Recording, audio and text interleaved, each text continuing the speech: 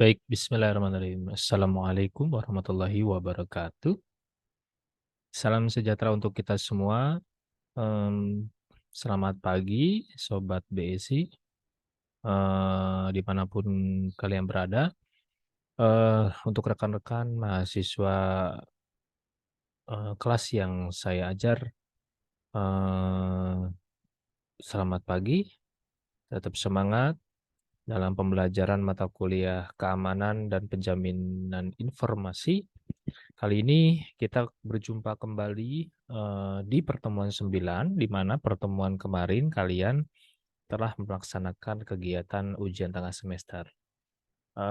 Semoga hasilnya baik dan hasilnya memuaskan untuk kalian semua. Pada pertemuan 9 ini, kita membahas mengenai temanya keamanan informasi. Ya. Pada eh, pembahasan keamanan informasi ini kita fokus pada materi dua aspek, yaitu pertama menjelaskan tentang sejarah stenografi dan menjelaskan tentang konsep kriptografi. Baik. Eh, jadi dua aspek ini nanti kita akan ulas. Kita akan bahas secara terperinci apa itu steganografi dan apa itu kriptografi. Oleh karena itu, kita coba ulas terlebih dahulu mengenai pengamanan informasi menurut David Hahn, ya, dalam bukunya The Code Breaker. Beliau membagi masalah mengenai pengamanan informasi menjadi dua kelompok, ya. Yang pertama, kelompok berdasarkan security dan kelompok berdasarkan intelijensi. Mengenai security, nanti akan dikaitkan dengan pengamanan sebuah data maupun pengamanan nantinya dikembangkan mengenai informasi. Nah, mengenai intelijensi, nanti akan dikaitkan dengan pencarian sebuah kejadian, gitu kan. Jadi dalam hal security ini konsep yang dilakukan atau pendekatan yang dilakukan adalah bagaimana bisa mengamankan sebuah aset yang ada. Dalam hal ini, dalam konteks aset yakni data. Gitu. Adapun intelijensi adalah sebuah tindakan yang ditujukan dalam menginvestigasi atau melakukan pencarian sumber masalah ataupun yang bisa dikatakan sumber tindakan yang dilakukan oleh pihak-pihak yang tidak berkepentingan maupun yang eh, eh, tidak mempunyai hak. Dalam hal ini tentang pencurian sebuah data atau aset maupun penyadapan sebuah data, ya, dikembangkan lagi kalau sudah kaitannya dengan informasi. Nah, menurut David Hahn,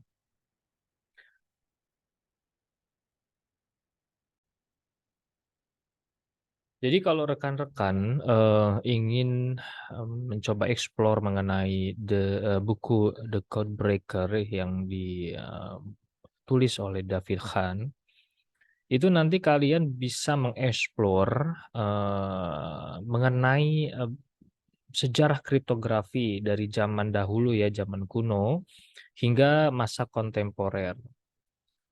Jadi meskipun buku ini membahas sejumlah besar teknik penyandian, ya, dan pengamanan sebuah informasi, fokus utamanya nanti di dalam buku tersebut adalah pada sejarah dan perkembangan kriptografi itu sendiri. Untuk informasi nanti, untuk lebih lanjutnya mengenai pengamanan informasi, nanti kalian mungkin ingin kembangkan lagi di referensi-referensi masa kini, ya, mengenai kriptografi. Nah, yang lebih hebatnya lagi, kriptografi ini pada saat ini kan sudah dikembangkan dalam teknologi blockchain, ya, untuk digital currency. Ya, yang paling terkenal ada saat ini kan itu Bitcoin ya. Jadi mungkin kalau rekan-rekan sudah menguasai teknik kriptografi ke depannya, ya nanti bisa kalian explore juga mengenai teknologi yang namanya blockchain. Baik, kita lanjutkan ke dalam pembahasan pengamanan informasi yang nanti dilakukan dengan dua cara, dengan pendekatan David Khan ini, yaitu steganografi dan juga kriptografi. Di sini dikatakan steganografi ini berasal dari bahasa Yunani yaitu steganos yang berarti menyembunyikan dan grapos ya yang artinya tulisan sehingga secara keseluruhan artinya adalah tulisan yang disembunyikan. Itu berdasarkan bahasa. Berdasarkan sifat umum, steganografi merupakan seni atau ilmu yang digunakan untuk menyembunyikan pesan rahasia dengan segala cara sehingga selain orang yang dituju, orang lain tidak akan menyadari keberadaan dari pesan rahasia tersebut. Bahasa asing adalah sandi yang bagus jika tidak ada orang yang mengetahuinya. Gitu. Tanda kutip ya, bahasa asing adalah sandi yang bagus jika tidak ada orang yang mengetahuinya. Tapi kalau bahasa tersebut jadi bahasa umum, berarti tidak bagus, ya kan? Dalam hal menyembunyikan informasi. Tapi kalau dalam hal menyebarkan informasi, bahasa yang umum itu bahasa yang bagus. Jadi tergantung eh, ke peruntukan dari bahasa itu sendiri. Nah, nah, jadi bisa dikatakan steganografi ini apa? Yaitu adalah sebuah praktek menyembunyikan pesan atau informasi dalam suatu medium.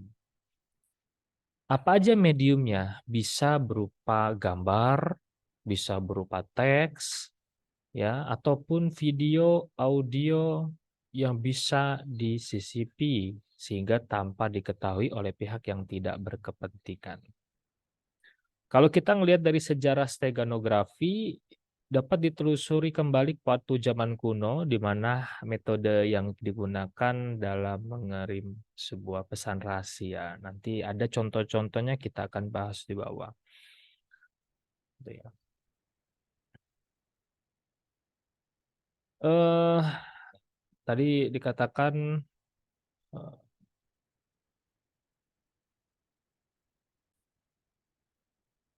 bahwa steganografi ini adalah teknik atau seni untuk menyembunyikan, tanda kutip menyembunyikan, bukan mengacak. Jadi kalau misalnya nanti kalian ingin membedakan mengenai dua teknik pengamanan yaitu steganografi dan kriptografi, itu perbedaannya adalah kata kuncinya ya rekan-rekan.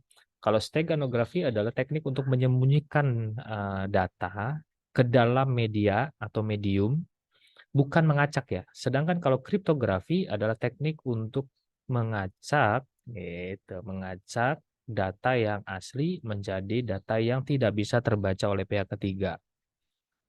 Nanti pada saat mau dibutuhkan dikembalikan lagi ke dalam data yang asli, gitu. Itu perbedaan yang signifikan antara steganografi dengan kriptografi. Nah, berarti kan kita juga harus mengetahui apa itu kriptografi, betul tidak? Ya. Kriptografi ini adalah seni atau ilmu membuat pesan menjadi sulit dipahami. Nah, atau sulit dibaca oleh orang lain atau pihak ketiga tanpa pengetahuan kunci penyandian yang benar. Dalam konteks pengaman informasi, kriptografi melibatkan penggunaan algoritma matematis untuk menyandikan pesan, sehingga hanya pihak yang berwenang yang dapat mencobanya, ya.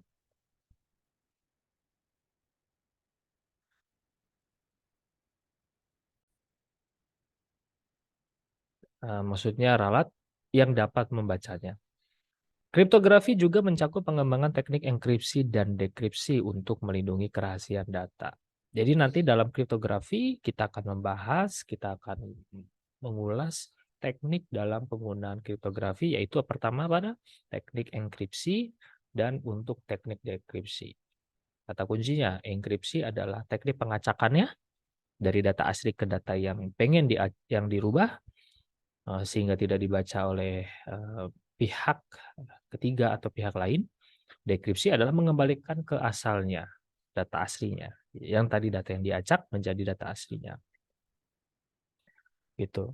Nah, kalau kita lihat dari definisi kriptografi yang sudah kita ulas tadi, yaitu kriptografi adalah teknik untuk membuat pesan menjadi sulit dipahami. Ya, biasanya pesan untuk sulit dipahami ini adalah ya diacak-acak gitu. Jadi kalau pengacakan kriptografi menyisipkan atau menyembunyikan atau itu namanya steganografi. Baik, selanjutnya di sini dikatakan di bab 9 subbab 9.4 ini ada penjelasan mengenai hieroglifs atau batu Rosetta. Selama berabad-abad hieroglifik tetap menjadi misteri, ya kan? Contoh, hieroglif awalnya bermula pada 3000 sebelum Masehi dan digunakan untuk 3500 tahun ke depannya. Sangat panjang.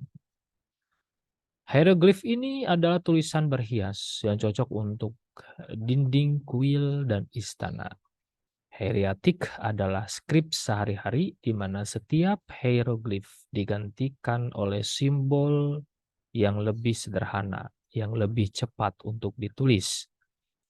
Pada tahun 600 sebelum Masehi, hierotik digantikan oleh skrip yang lebih sederhana bernama demotik. Hieroglif atau hierotik dan demotik adalah tiga versi alfabet yang sama.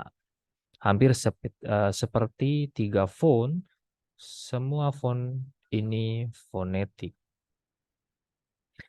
Jadi pada tahun 1798, Napoleon sibuk menyerbu Mesir. Ditambah kekuatan militernya adalah ilmuwan, sejarawan, dan juru gambar. Pada 1799, sebuah lempengan ditemukan di kota Rosetta yang menulisnya dalam bahasa Yunani, demotik, dan hieroglif. Batu itu dibawa ke Kairo, Mesir ya, lalu ke Alexandria. Setelah perang usai, Inggris memperoleh batu Rosetta dan dipindahkan ke Museum Inggris pada 1802. Ini gambaran dari batu Rosetta atau hieroglifik yang ada pada museum tersebut. Kurang lebih seperti ini. Kalau di zoom, gambarnya seperti ini. Nah, sedangkan apa itu batu Rosetta kan gitu ya. Nah, ini contohnya sebelum kita jelaskan batu Rosetta ya. Batu Rosetta memiliki pesan yang sama di dalamnya dalam 3 skrip berbeda. Dari bahasa Yunani yang seperti ini, ya, hieroglifik yang seperti ini, demotik seperti ini. Ya, polanya mirip, di tempat dituliskannya ke dalam media yang kurang lebih sama, itu kan, tapi dengan bahasa yang berbeda. Tapi masih dalam rumpun yang sama atau font yang kurang lebih rumpun yang sama. Baik, jadi apa itu batu Rosetta? Gitu kan? Bisa dikatakan batu Rosetta ini atau Rosetta Stone ini adalah sebuah prasasti batu yang memiliki inskripsi dalam 3 skrip yang berbeda, yaitu hieroglif Mesir, demotik sebuah bentuk tulisan Mesir, dan bahasa Yunani kuno. Prasasti ini memiliki peran penting dalam pemahaman dan deskripsi hieroglif Mesir kuno. Batu Rosetta ini ditemukan di Rosetta, makanya disebut Rosetta Stone, ya. Rosetta ini sebuah wilayah di kota Mesir. Ya. Ditemukan oleh siapa? Ya, ditemukan oleh tentara Prancis pada tahun 1799 Masehi selama kampanye Napoleon di Mesir. Ya. Setelah kekalahan Napoleon, prasasti ini jatuh ke tangan Inggris, makanya ada di Museum Inggris sesuai dengan Traktat Alessandria waktu tahun 1801. Peneliti bahasa dan arkeolog kemudian dapat menggunakan teks dalam bahasa Yunani kuno sebagai kunci untuk memahami hieroglif Mesir yang sebelumnya tidak dapat diartikan. Penemuan Rosetta Stone membuka pintu bagi deskripsi hieroglif dan pemahaman mendalam terhadap peradaban Mesir kuno.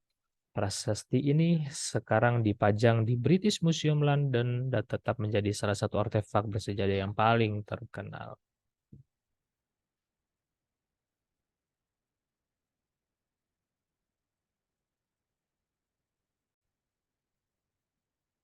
Thomas Young, ya, Thomas Young lahir pada 1773. Dia adalah seorang yang bisa membaca batu Rosetta. Ya, jadi dia adalah anak ajaib, ya, membaca beberapa bahasa maksudnya, yaitu bahasa Yunani, Latin, Perancis, Itali, Ibrani, Kasdim, Suryani, Arab, Persia, Turki, dan Ethiopia pada umur atau usia 14 tahun. Dia menjadi terpesona oleh batu Rosetta dan mulai mempelajarinya. Pertama-tama ia memperhatikan satu set hieroglif yang dikelilingi oleh lingkaran yang disebut kartoise. Dia berpikir bahwa ini dilingkari karena melambangkan sesuatu atau lebih mungkin seseorang. Ya, yang penting mungkin Ptolemies, Firaun yang disebut dalam bahasa Yunani. Thomas Young, Decipherment of, ini ya salah satu kutipan aksara ya, kalau bahasanya itu maksudnya aksara dari hieroglif ya, Descartes ya, yang dikelompokkan oleh untuk Ptolemaios atau Firaun versinya Yunani, maksudnya bahasa Yunaninya itu ya, dari Rosetta Stone itu. Jadi Thomas Young ini mencoba menerjemahkan dari kutipan, salah satu kutipan hieroglif yang ada di Rosetta Stone ini, beberapa aksaranya, ya, yang sudah diterjemahkan oleh bahasanya si Thomas Young, ya.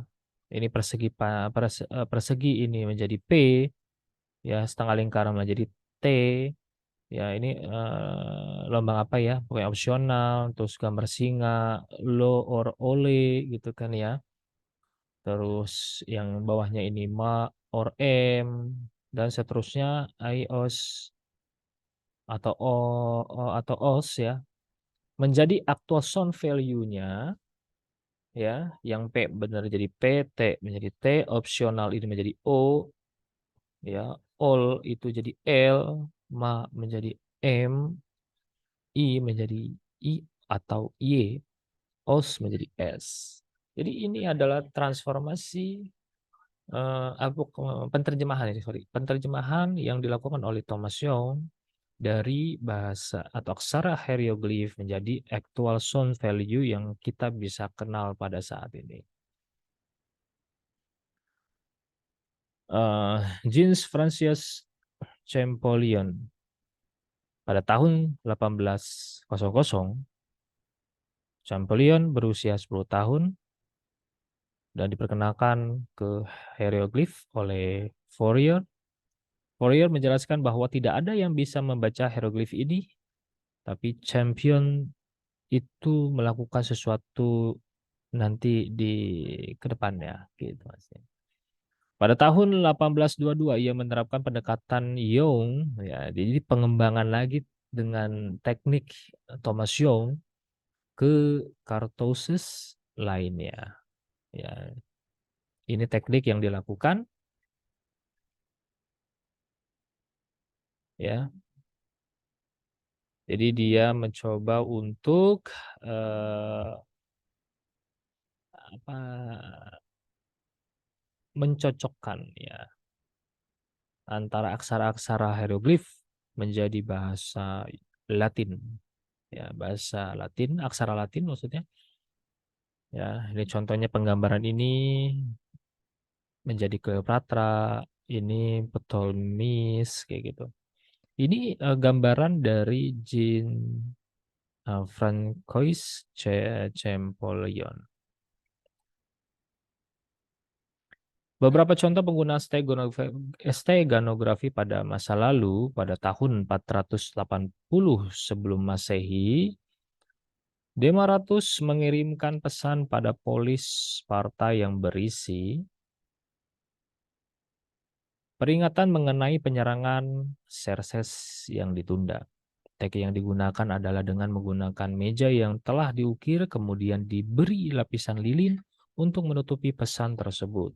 Dengan begitu, pesan dalam meja dapat disampaikan tanpa menimbulkan kecurigaan oleh para penjaga. Itu salah satu contoh penggunaannya. Lalu contoh selanjutnya adalah abad ke-5 sebelum Masehi, Hystaiasus mengirimkan pesan kepada Haristagoras Miletus untuk memberontak terhadap Raja Persia. Pesan kepada Aristogoras Miletus ini disampaikan dengan cara mencukur kepala pembawa pesan dan mentato kepalanya dengan pesan tersebut. Kemudian, saat rambutnya tumbuh kembali, membawa pesan yang dikirimkan dan pada tempat tujuan rambutnya kembali digunduli dan pesan akan terbaca. Penggunaan tinta yang tidak terlihat pada pesan lainnya.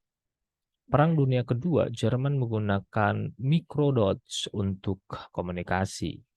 Penggunaan teknik ini biasa digunakan pada mikrofilm chip yang harus diperbesar sekitar 200 kali. Pada Perang Dunia Kedua, Amerika Serikat menggunakan suku Indian Navajo sebagai media untuk berkomunikasi.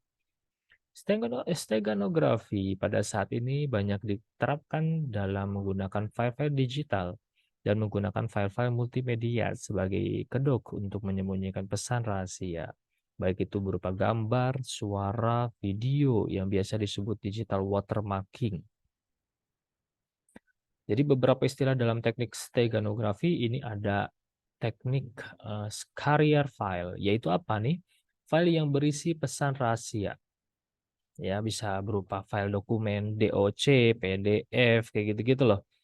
Itu bisa disisipi apa namanya algoritma tertentu untuk memberikan pesan rahasia atau perintah rahasia. Steganalisis yaitu proses untuk mendeteksi keberadaan pesan rahasia pada suatu file. Lalu ada lagi teknik stegomedium, media yang digunakan untuk membawa pesan rahasia. Ada lagi teknik redundant bits, yaitu sebagai redundant bit, ya, sebagai informasi yang terdapat di dalam file yang jika dihilangkan tidak akan menimbulkan kerusakan yang signifikan, setidaknya bagi indera manusia. Ada lagi teknik payload, informasi yang akan disembunyikan. Definisi enkripsi dan kriptografi.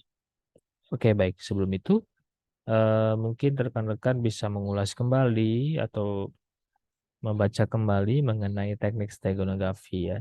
Jadi pada saat nanti kalian menemukan beberapa pembahasan ini pada saat kalian ujian, itu tidak asing lagi dengan istilah-istilah ini.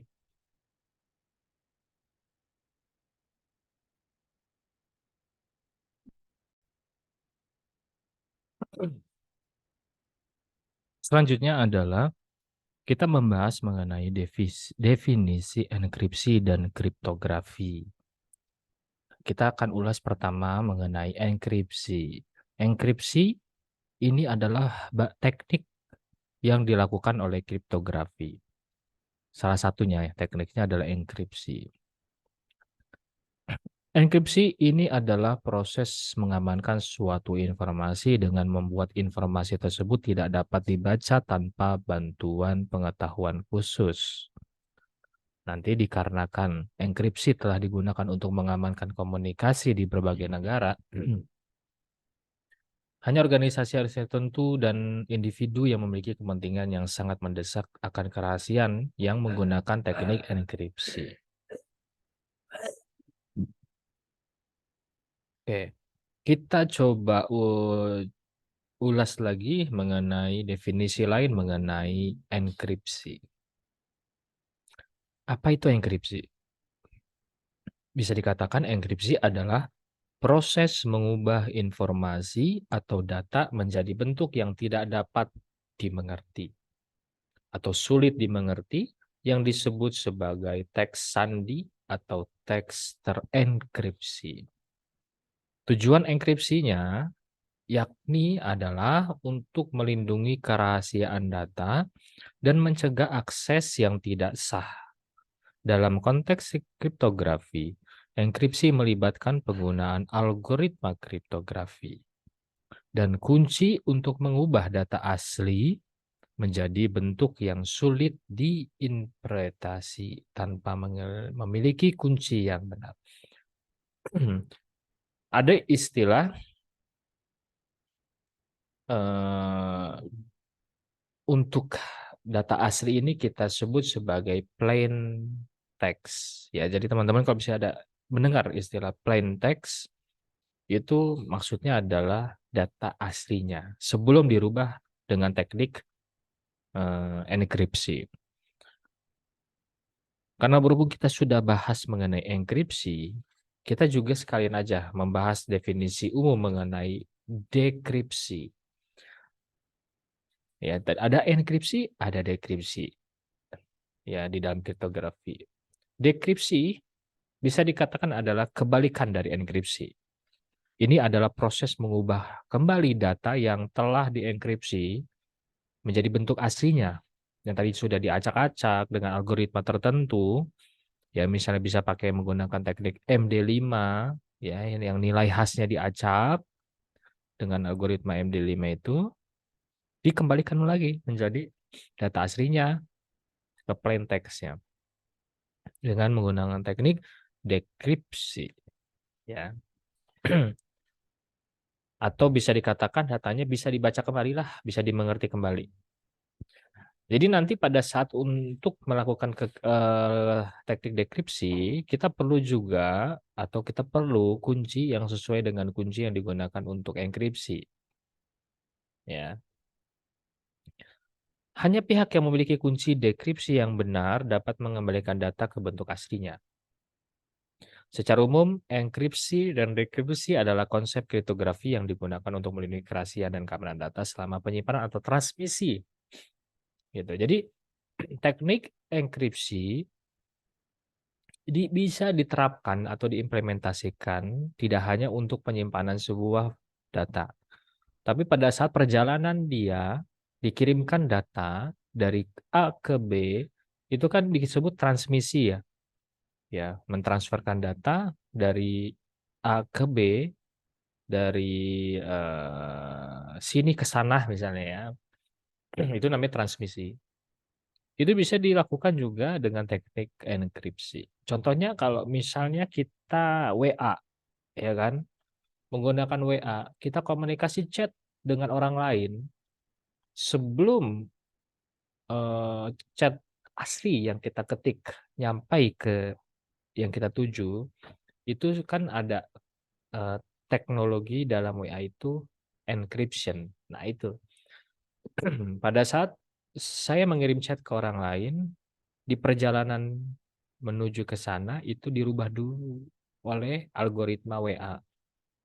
Makanya kan di situ kan kadang-kadang chatting-chattingan yang lama kalau kita nggak bisa baca itu kan dienkripsi gitu ya. Fungsinya apa? Untuk tidak bisa dibaca atau dibajak oleh pihak-pihak yang tidak berwenang.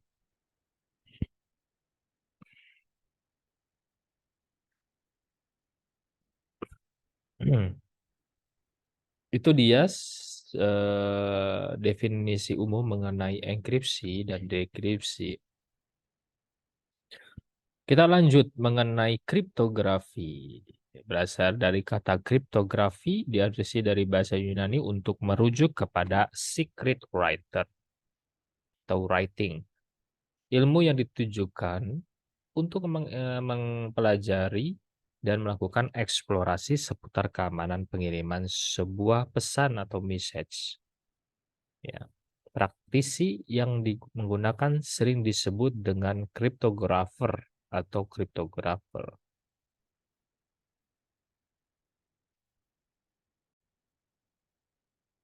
Oh iya, kita back lagi ke pembahasan sebelumnya mengenai batu Rosetta ya. Kita sudah tadi bahas mengenai batu Rosetta. Itu kan contoh media yang digunakan untuk melakukan dokumentasi pada zaman Mesir kuno dengan menggunakan eh, heliogrip. Tadi kita belum ulas apa itu heliogrip. Kenapa gambarnya seperti gambar hewan gitu kan ya? Ada singa, ada penguin mungkin di sini ya kan? Atau media-media lain, benda-benda lain yang ada di sekitar pada zaman Mesir kuno tersebut. Ini ada kaitannya dengan definisinya rekan-rekan. Ya, karena kenapa? Hieroglif ya, secara definitif adalah sistem tulisan kuno yang digunakan oleh masyarakat Mesir kuno. Hieroglif Mesir terdiri dari karakter-karakter gambar atau simbol yang mewakili sebuah objek, gitu ya. Objek di sana itu misalnya banyak batu bata, ya. Kalau di zaman kita kan batu bata disimbolkan dengan persegi, kayak gitu-gitu loh. Atau juga bisa mewakili selain objek itu adalah binatang. Ya, makanya di sini ada contohnya, ada singa kayak gitu kan ya. Ada penguin atau burung gitu kan. Atau bentuk konsep tertentu yang lainnya, seperti mungkin tanaman ya kan. Situ kan ada gambar contohnya seperti tulip ya atau apa gitu kan. Jadi objek-objek ataupun binatang ataupun konsep tertentu yang lainnya. Jadi pada masyarakat Mesir zaman itu menggunakan hieroglif untuk mencatat berbagai hal termasuk sejarah, termasuk agama yang diterapkan pada zaman itu dan untuk kehidupan sehari-hari. Jadi setiap hieroglif itu memiliki arti sendiri dan seringkali simbol-simbol ini digunakan secara bersamaan untuk membentuk kata-kata dan atau frasa. Ya, tulisan hieroglif sering diukir pada batu yang ditulis di atas papirus. Jadi bisa dikatakan hieroglif mencerminkan kekayaan budaya dan sejarah Mesir kuno serta menjadi kunci pemahaman mengenai kehidupan mereka. Itu eh, mengenai hieroglif. Oke, baik. Lanjut. Kita diteruskan ke dalam implementasi kriptografi. Ya.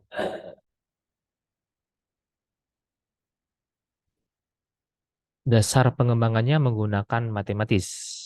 Ya, jadi em, basis penggunaan atau teknik kriptografi ini itu menggunakan rumpun keilmuan matematika. Ya, banyak digunakan terutama dalam bidang pertahanan dan keamanan. Umum diaplikasikan untuk segala aktivitas yang berhubungan dengan teknologi informasi. Prinsip eh, kriptografi yang pertama adalah kriptografi tersebut dapat menjaga kerahasiaan atau biasa disebut confidentiality untuk sebuah pesan tertentu. Terus prinsip kedua adalah keabsahan pengiriman atau user authentication. Ketiga, keaslian pesan atau message authentication. Ya. Keempat, anti penyangkalan atau non repudiation. mengenai itu, mengenai prinsipnya. Mengenai skema ya, skema kriptografi di sini digambarkan ya, ada kotak ya, bukan binder, apa ya sebutannya ini ya, papan tulis ya.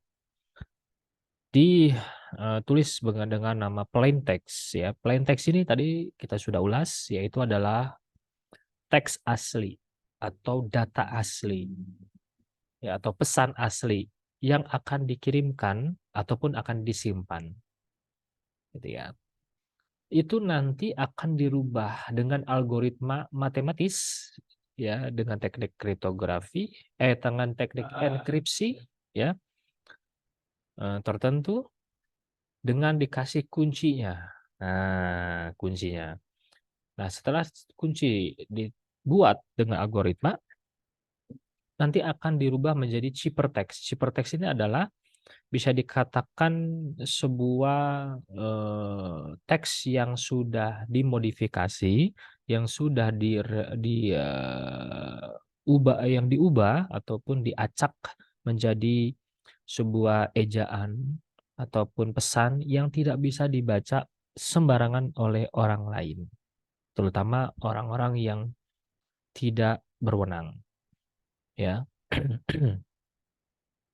Lalu nanti ciphertext ini karena belum bisa dibaca oleh orang umum, sehingga nanti pada saat kita mau mentransmisikan ke orang lain atau dikirim ke orang lain, ini tidak bisa langsung mereka terjemahkan. Harus bisa dikembalikan lagi ke plain text, gitu ya. Yang disebut namanya dekripsi. Makanya tanda panahnya ini bolak-balik ya rekan-rekan. Ya, jadi plain text dialgoritmakan dengan key tertentu ke ciphertext, nanti dikembalikan lagi jadi plain text. Itu skema sistem kriptografi. Dari plain text ke ciphertext namanya enkripsi, dari ciphertext ke plain text itu namanya dekripsi. Mudah-mudahan rekan-rekan memahaminya. Ya. Nah, di sini dijelaskan secara umum, enkripsi adalah proses yang dilakukan untuk mengamankan sebuah pesan plain text menjadi pesan yang tersembunyi atau ciphertext. Proses sebaliknya untuk mengubah ciphertext menjadi plain text disebut dekripsi. Secara umum, proses atau fungsi enkripsi dapat dituliskan sebagai IM sama dengan C. Proses atau fungsi dekripsi dapat ditulis dengan D, C sama dengan M. Plain text sama dengan X. Algoritmanya ditambahkan X dengan bilangan 13. Key-nya FX, ciphertext X plus 13. Kalau dilihat dari contoh kriptografi yang sudah digambarkan, kita buat pesan, ya, kita atau memiliki pesan, ya, yang akan disimpan ataupun ditransmisikan ke orang lain yang kita tuju dengan plain text-nya. Contohnya pesannya berupa televisi sudah dibeli. Lalu dienkripsikan dengan key tertentu, ya, dengan algoritma tertentu menjadi ciphertext-nya, contohnya seperti ini. Yang tadi tulisannya televisi sudah dibeli menjadi G R Y R I V F V F H Q N U Q V O R Y V. Ya, jadi T menjadi G, E menjadi R, L menjadi Y, E. Nah, ini T ke G ini menggunakan teknik algoritma tertentu gitu kan. Atau T nanti di dalam algoritma tersebut T harus dikembalikan, harus dirubah menjadi alfabet sebanyak berapa digit gitu kan. E menjadi R berapa digit kayak gitu loh. Itu pakai algoritma tertentu. Nah, ciphertext ini kan secara umum tidak bisa dibaca dengan sembarangan. Saya nggak ngerti dengan menggunakan teknik apa nih, misalnya kayak gitu kan. Anda juga sama mungkin. Pakai apa ya itu ya? Nah, sehingga eh, menghindari orang lain memahami isi pesannya. Nah, pada saat ditransmisikan ke orang lain misalnya, itu nanti harus dirubah dulu dengan algoritma tertentu, dengan key-nya dikembalikan menjadi tulisan aslinya, yaitu televisi, atau plain text-nya menjadi televisi sudah dibeli dengan teknik dekripsi gitu. Elemen sistem kriptografi plain text yakni pesan sumber yang pertama dibuat user dapat dibaca oleh orang umumnya. Ciphertext ini adalah bentuk dan setelah pesan dalam plain text telah dirubah bentuknya menjadi lebih aman dan tidak dapat dibaca. Proses mengubah plain text menjadi ciphertext disebut encryption, encrypt-pairing, dan proses membalikannya menjadi decryption atau dechiffering. Algoritma kriptografi yaitu mekanisme tahapan yang digunakan berdasarkan operasi matematika untuk mengubah plain text menjadi ciphertext. Key, nah, kan tadi ada tuh ya tanda panah untuk merubah antara plain text ke ciphertext, mau dengan teknik enkripsi atau dekripsi pasti ada key. Nah, key-nya apa? Yakni kunci yang digunakan pada kriptografi. Algoritma untuk melakukan proses enkripsi maupun dekripsi kepada pesan yang dikirimkan. Ini berarti bahwa hanya user yang memiliki key saja yang dapat mendekripsi sebuah pesan dalam bentuk ciphertext.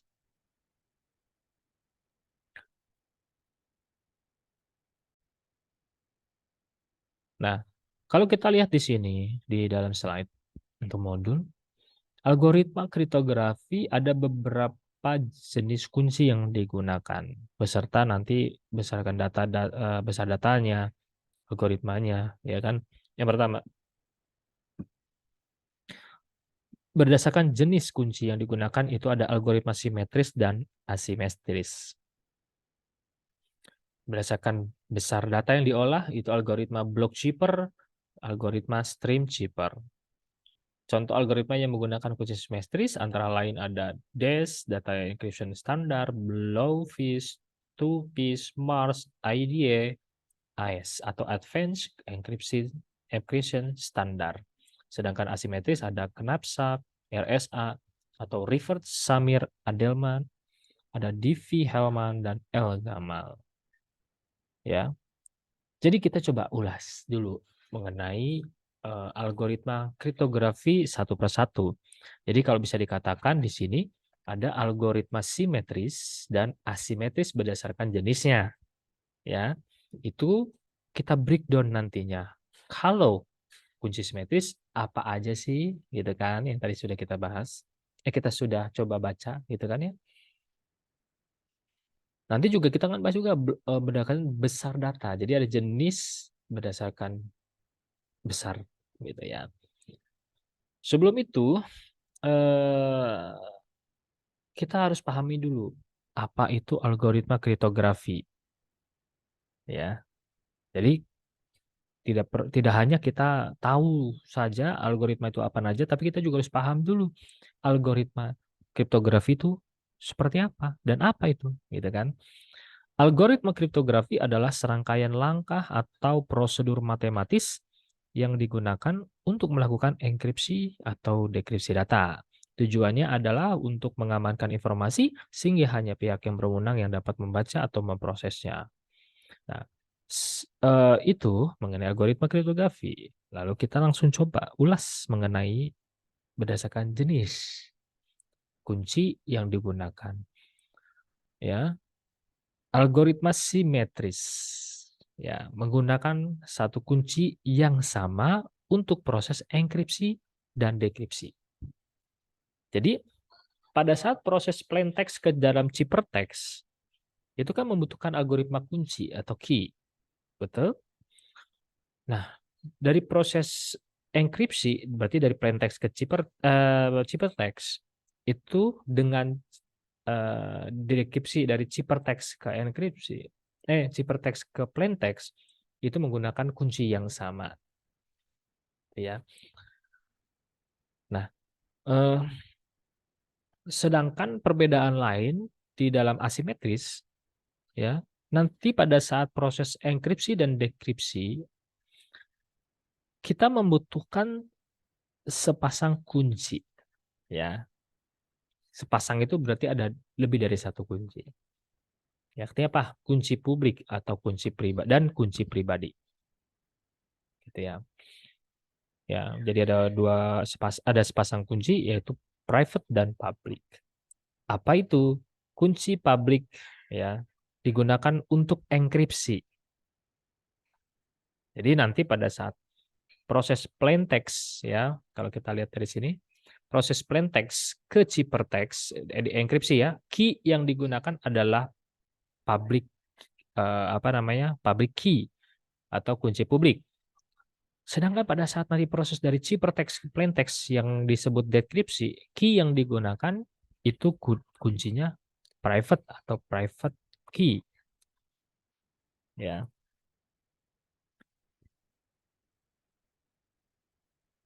Jadi bisa dikatakan algoritma seperti DES, data enkripsi standar, Blowfish, Twofish, Mars, IDE, AES ini menggunakan satu kunci.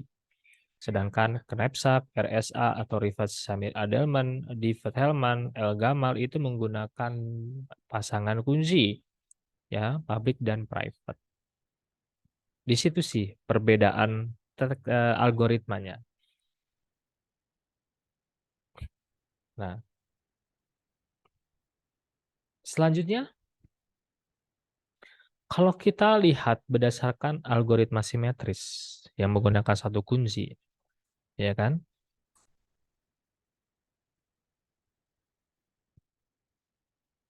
Kita bisa melihat nanti kelebihannya dan kelemahannya. Kelebihannya pada penggunaan algoritma simetris memiliki kecepatan operasi yang lebih tinggi bila dibandingkan dengan algoritma asimetrik. Karena kecepatannya cukup tinggi, maka dapat digunakan pada sistem real time. Ya. Namun, selain ada kelebihan, ada kelemahannya menggunakan algoritma simetris. Untuk setiap pengiriman pesan atau transmisi pesan dengan penggunaan yang berbeda, dibutuhkan kunci yang berbeda juga. Gitu. Sehingga akan terjadi kesulitan dalam manajemen kunci. Ya. Jadi misalnya kita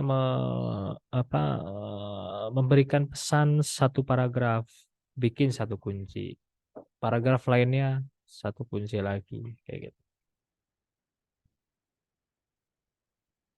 Permasalahan dalam pengiriman kunci itu sendiri yang disebut key distribution problem, kelemahannya. Nah, untuk algoritma asimetris yang menggunakan kunci ganda, ya public key dan private key, kunci publik disebarkan secara umum, sedangkan kunci private disimpan secara rahasia oleh si pengguna. Walau kunci publik telah diketahui, namun akan sangat sukar mengetahui kunci private yang digunakan. Dari sisi algoritma asimetris, kelebihannya adalah masalah keamanan. Pada distribusi, kunci dapat lebih baik. Masalah manajemen kunci yang lebih baik karena jumlah kunci yang lebih sedikit. Kelemahannya adalah algoritma asimetris kecepatannya lebih rendah bila dibandingkan dengan algoritma simetris. Untuk tingkat keamanan sama, kunci yang digunakan lebih panjang dibandingkan dengan algoritma simetris. Oke, baik. Mudah-mudahan rekan-rekan sedikit banyak memahami perbedaan antara algoritma simetris dan asimetris. Kalau berdasarkan besarnya data ya yang diolah nanti, gitu kan? Itu kan tadi ada block chipper dan stream chipper ya. Perbedaannya di mana? Algoritma algoritma gamifikasi pada block chipper ini bekerja pada suatu data yang berbentuk blok atau kelompok data dengan panjang data tertentu dalam beberapa byte. Jadi dalam sekali proses enkripsi atau dekripsi, data yang masuk mempunyai ukuran yang sama. Sedangkan steam shipper, algoritma yang dalam operasinya bekerja dalam suatu pesan berupa bit tunggal atau terkadang dalam suatu byte. Jadi format data berupa aliran dari bit untuk kemudian mengalami proses enkripsi dan dekripsi. Nah, itu berdasarkan besaran data ya. Selanjutnya, keamanan kriptografi. Sistem yang handal bisa melewatkan sebuah pesan dalam bentuk ciphertext pada sebuah kanal yang belum tentu aman. Ya. Ada 3 aspek untuk melindungi sebuah pesan yang ingin dikirimkan, yaitu dengan memberi lapisan keamanan pada sisi pengirim, penerima, dan kanal yang digunakan untuk media pengirimannya. Kesimpulannya, sistem ini adalah interaksi di antara elemen-elemen sistem yang terdiri dari algoritma kriptografi, plain text, ciphertext, dan key untuk menghasilkan bentuk baru dari perubahan bentuk sebelumnya.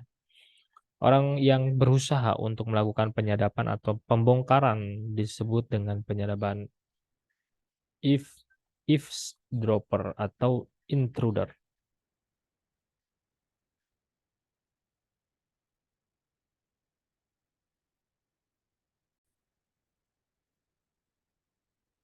Selanjutnya adalah definisi kriptanalysis dan kriptologi.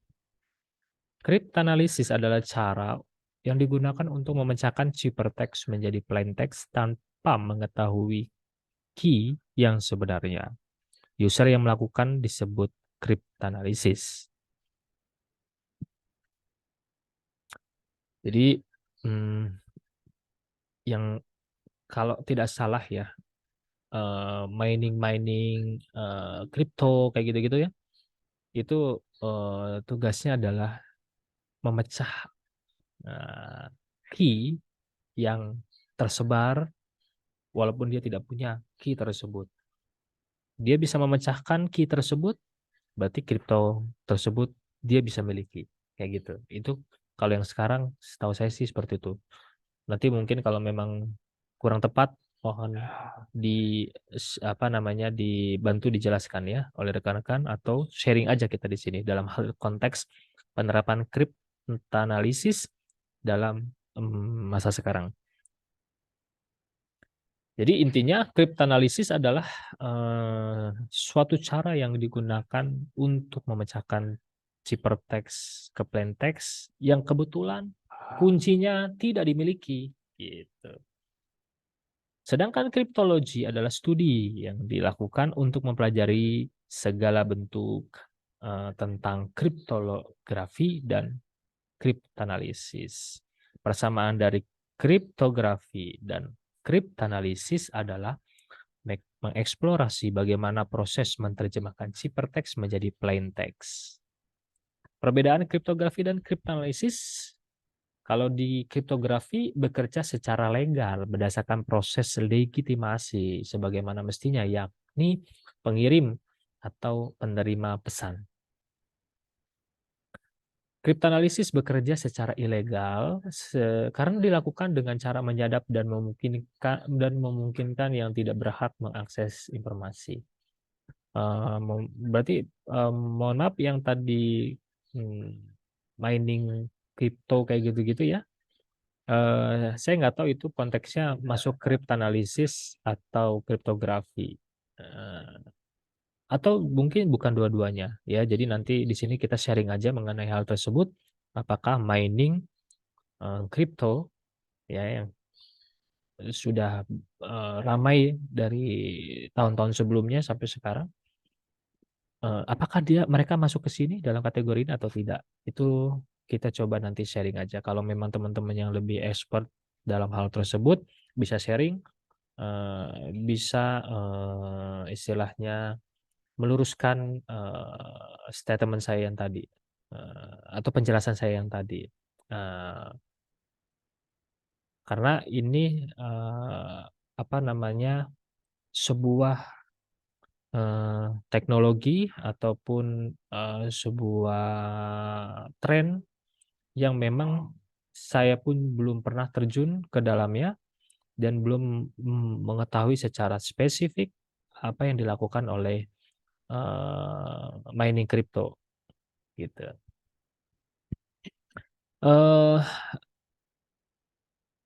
Dari itu mengenai kriptanalisis dan kriptologi. Ya. Nanti tolong komen. Nanti bisa kita saling apa namanya? Saling meluruskan pemahaman tersebut, meluruskan informasi tersebut supaya nanti rekan-rekan yang melihat video ini juga teredukasi bukan dari sisi saya saja, tapi dari rekan-rekan juga, gitu ya. Fakta sejarah penggunaan kriptografi. Tentara Yunani pada Perang Spartan 400 sebelum Masehi menggunakan skytel, yakni pita panjang dari daun papirus dan sebatang silinder yang digunakan sebagai alat untuk mengirimkan pesan rahasia perihal strategi perang. Ya. Skema skytel. Plain text ditulis secara horizontal, yakni baris per baris. Jika pita dilepas, maka huruf-huruf pada pita telah tersusun membentuk pesan rahasia atau ciphertext. Agar penerima bisa membaca pesan tersebut, maka pita dililitkan kembali menggunakan silinder yang diameternya sama dengan diameter silinder si pengirim. Jadi implementasi enkripsi, proses pengiriman data melalui kanal komunikasi, kanal suara ataupun kanal data. Mekanisme penyimpanan data ke dalam disk storage, ya. Jadi dari plain text, ya, di transmitter dikirimkan, dienkripsi menjadi ciphertext, masuk ke dalam basis data, gitu ya.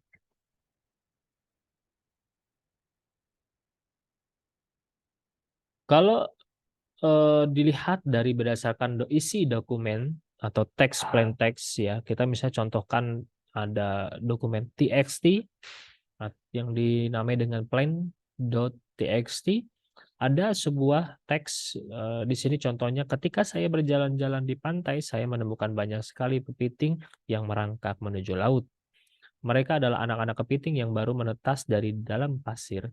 Lalu mereka mengatakan bahwa laut adalah tempat kehidupan mereka.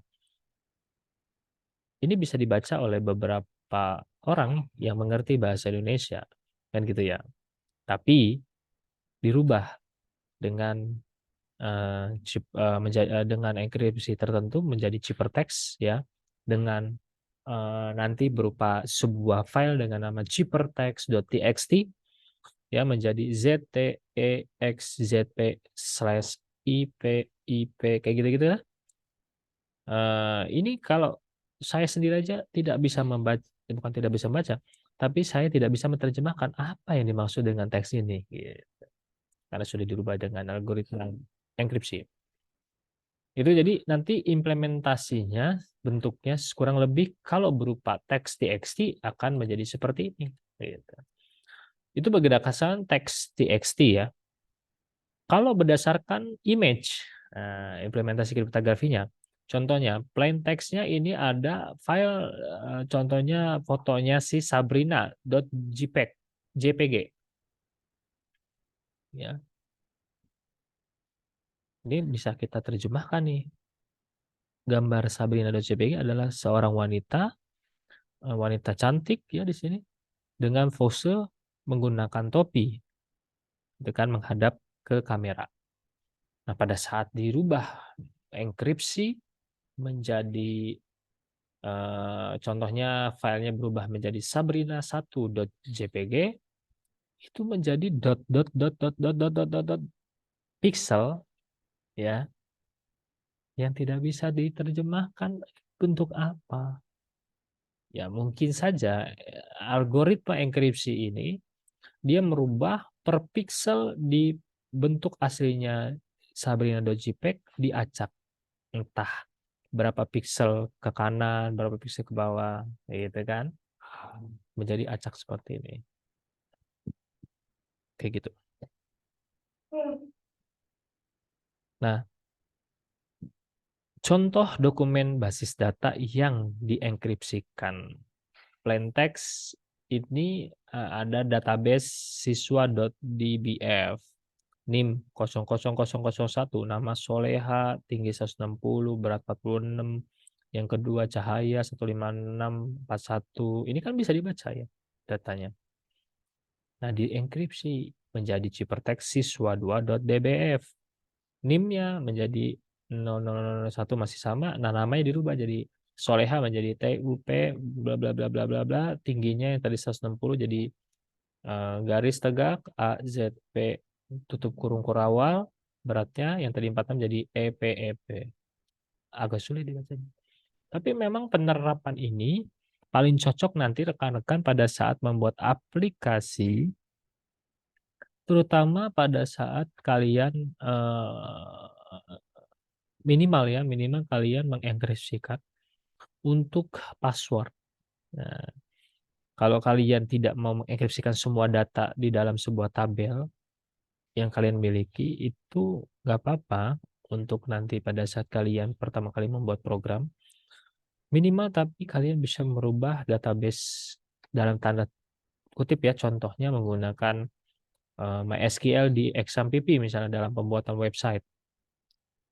Nanti di dalam coding PHP kalian ya, itu passwordnya tolong masukkan coding yang bisa mengenkripsi sehingga masuk ke dalam database itu passwordnya sudah terenkripsi, gitu kan ya.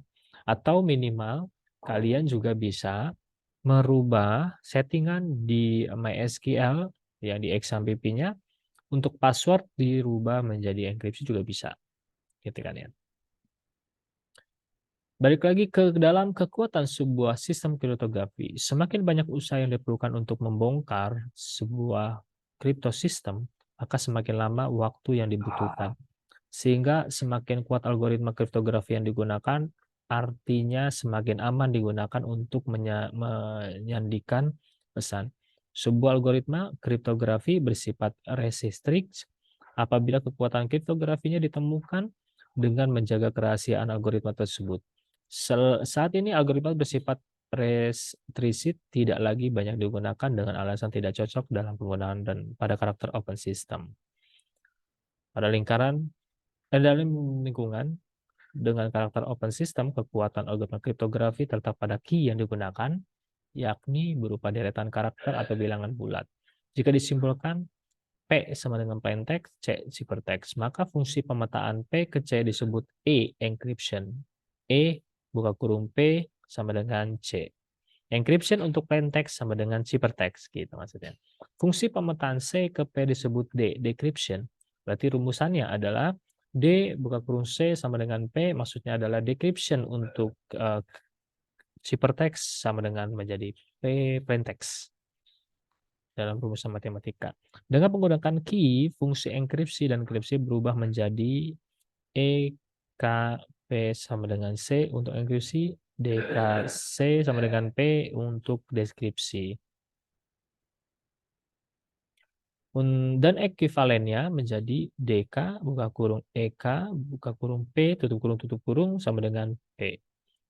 Untuk skema proses enkripsi dan dekripsi dengan K. Jadi K ini ya, yang K kecil ini ya, untuk mewakili enkripsi, makanya di sini disebut EK ya. Dekripsi juga punya K. Ya, jadi DK ya kan. Ya. K ini mungkin disimbolkan sebagai key ya. Nah, ini. Jadi key untuk enkripsi, key juga untuk dekripsi. Mau pakai yang simetris maupun asimetris, tinggal nanti penerapannya aja. Kalau simetris berarti key ini satu key. Kalau asimetris berarti key enkripsinya public, dekripsinya private. Jadi untuk skema yang enkripsi-dekripsi dengan key itu plain text ini nih, dienkripsi kasih key, jadi ciphertext. Kebalikannya untuk dekripsi, dari ciphertext masuk ke dekripsi dengan algoritma, kasih key, balik lagi ke plain text gitu. Jadi apabila kunci key enkripsi sama dengan kunci dekripsi, maka sistem kriptografinya disebut simetris, ya, sistem konvensional, dan algoritma kriptografinya disebut algoritma simetris atau algoritma konvensional. Contohnya algoritma DES, data encryption standar. Selanjutnya,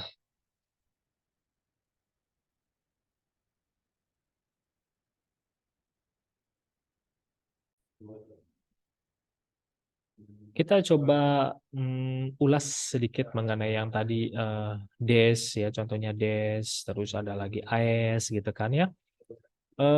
Kan kita belum tadi jabarkan ya, kita belum breakdown Kita balik lagi dari sebelumnya.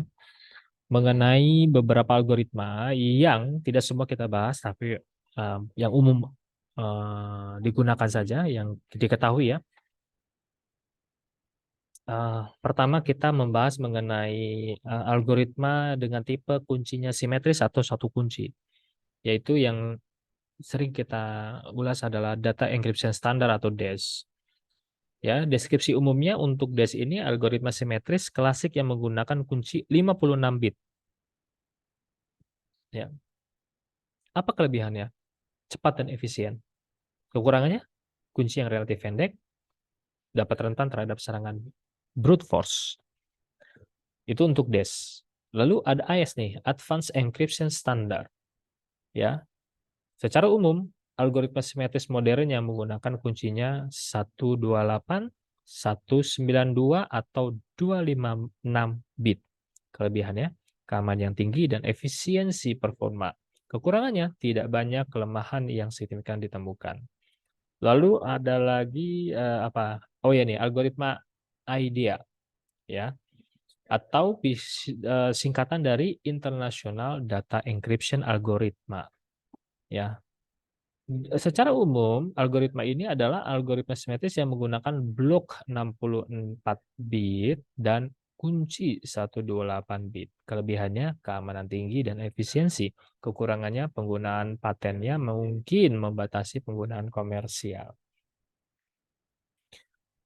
Jadi untuk yang simetris, tiga algoritma itu yang umum yang bisa kita jabarkan. Kalau perwakilan kunci asimetris, coba kita ulas mengenai algoritma RSA atau Rivers Samir Adelman ya. Secara umum ini algoritma asimetris khusus untuk tanda tangan digital atau digital signature ya. Kelebihannya sorry, mohon maaf. Eh, itu untuk DSA, Digital Secret Algoritma. Sedangkan kalau RSA, Rivers Samir Adelman, ini algoritma asimetris yang digunakan untuk enkripsi, tapi sama sih sebenarnya untuk enkripsi dan digital signature, ya. Cuman kelebihannya keamanannya lebih tinggi, efektif untuk pertukaran kunci. Kekurangannya membutuhkan daya komputasi yang lebih tinggi dibandingkan dengan kriptografi simetris. Nah, eh, bedanya RSA sama DSA sama-sama untuk digital signature, cuman kalau RSA ini bisa untuk tapi sama sih sebenarnya, sama ya sama. Dan kelebihannya juga efisiensi untuk tanda tangan digital. Kekurangannya tidak digunakan untuk enkripsi umum kalau untuk DSA. Ya.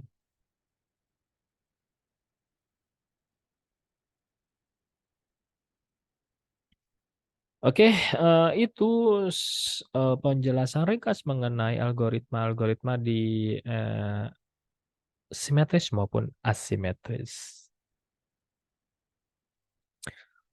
Selanjutnya kita yang belum kita bahas antara lain mengenai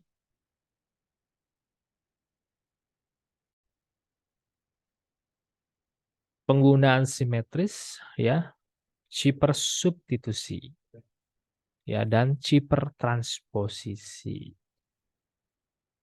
Baik.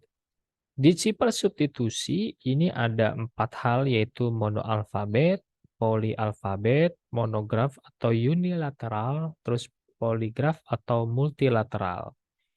Secara penjabaran mengenai monoalfabet, ini setiap karakter ciphertext menggantikan satu macam karakter plain text. Ya.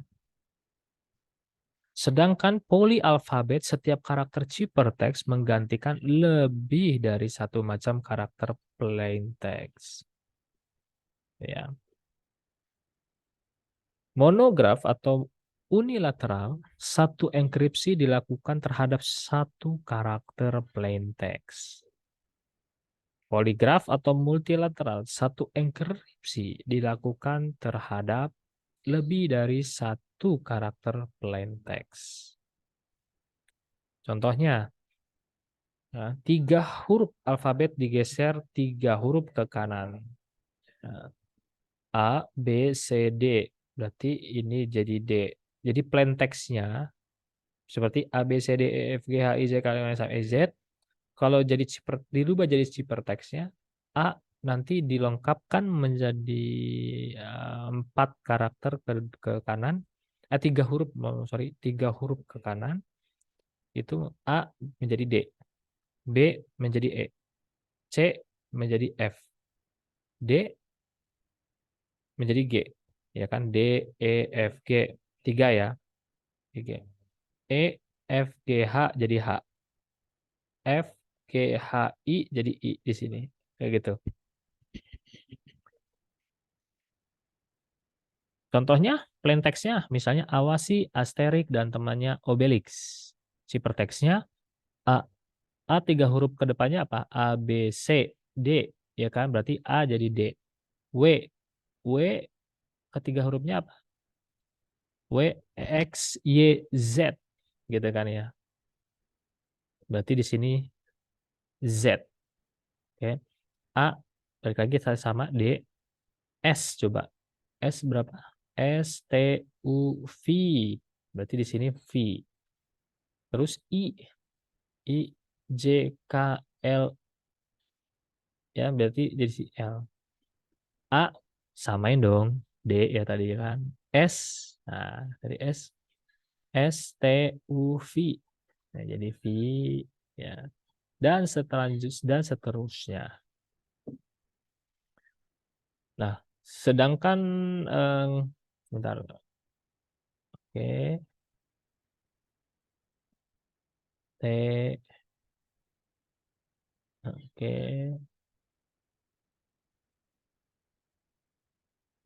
oke. Nah, contohnya di sini Y, ya, Y.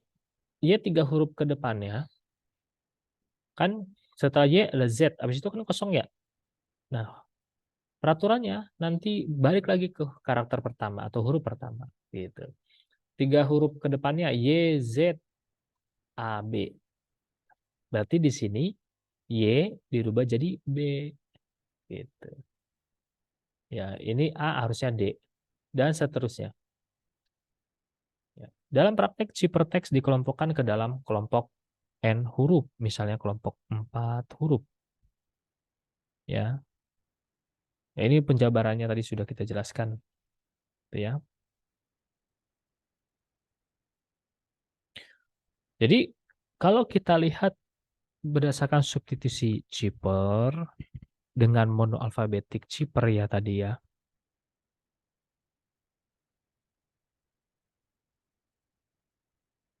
Ya, bahwa monoalfabetik itu menggantikan setiap huruf atau simbol dalam teks asli dengan simbol atau huruf yang tepat. Contohnya Caesar chipper, di mana setiap huruf digantikan dengan huruf yang tepat berjarak tertentu. Bisa 3 huruf, bisa 4 huruf, gitu kan ya, ke depannya.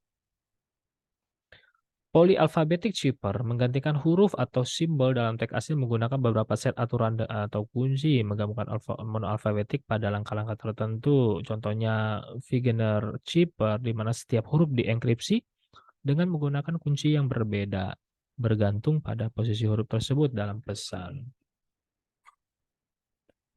Monoalfabetik chipper mewakili setiap unit teks, biasanya huruf dalam teks asli dengan simbol tunggal atau elemen pengganti. Contohnya Caesar chipper di mana sebuah, oke, sip.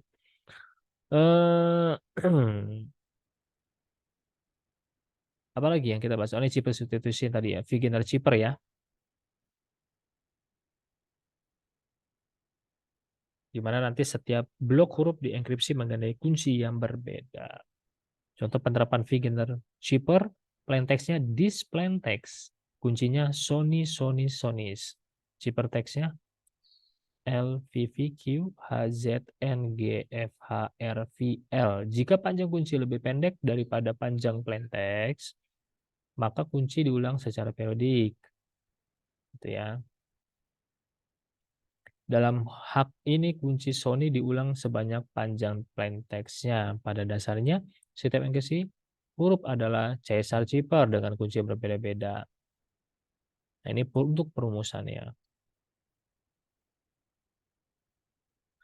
Cipher transposisi. Cipher teks diperoleh dengan mengubah posisi huruf di dalam plain text. Dengan kata lain, algoritma ini melakukan transpose terhadap rangkaian huruf di dalam plain text. Nama lain untuk metode ini adalah permutasi, karena transpose setiap karakter di dalam teks sama dengan mempermutasikan karakter-karakter tersebut.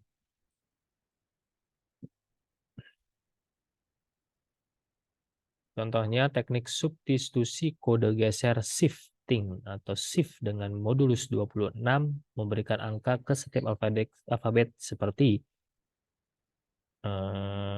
A0 B1 Z 25. Agar lebih jelas perhatikan contoh di bawah ini ya. A0 B1 C2 D3 E4 dan seterusnya sampai Z gitu kan ya. Jadi teks aslinya misal contoh we will meet at midnight. Kalimat di atas mendapat angka dari setiap huruf sebagai berikut. Berarti nanti apa namanya W22 E24 W22 I8 L11 L11 M12 E4 E4 T19 dan seterusnya berdasarkan rumusan ini ya. Untuk menggunakan teks kode, jika mempunyai kunci 11 dengan menambahkan setiap nilai dari teks asli dengan kunci 11, maka didapat kurang lebih seperti ini. Jika lebih dari 20 setelah ditambah dengan kunci, maka akan dikurangi dengan 26. Misalkan 22 plus 11 sama dengan 33, dikurang 26 sama dengan 7. Setiap huruf maka akan didapatkan teks kodenya kurang lebih seperti ini. HP, HT, WW, X, PP, EL, X, TY, TOY, TRSE. Teks aslinya, we will meet a midnight. Teks kodenya, jadi HPHT WW bla bla bla bla bla dengan kunci 11 gitu.